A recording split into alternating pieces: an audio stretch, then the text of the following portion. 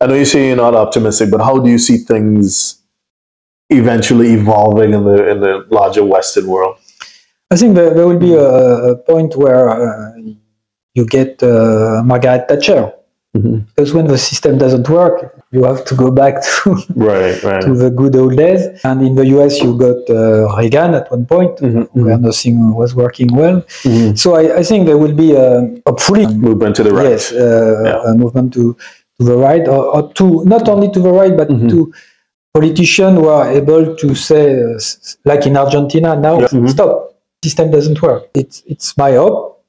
But I'm not sure that it will happen because we don't know, and I don't see any good reason to be optimistic at this stage.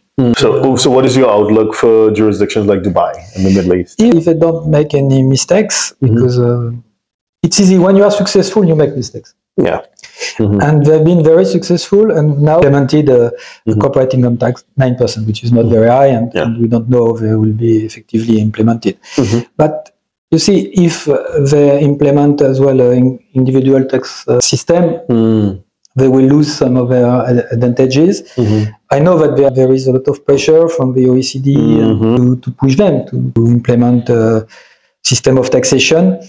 But if I was in front of the Czech, I've built everything here without any tax. Why are you going to do that now? Don't try to please Europe, because Europe is well done. I guess going back to the point raised earlier, it's hard because if you're on a grey list or a blacklist. Yes, it's an issue. So they try to be outside of this grey list and or blacklist, which is the case of the UAE. They are not in this list, so it's okay. But they comply with some obligation regarding fighting terrorism funding or fighting tax fraud. Maybe that's good.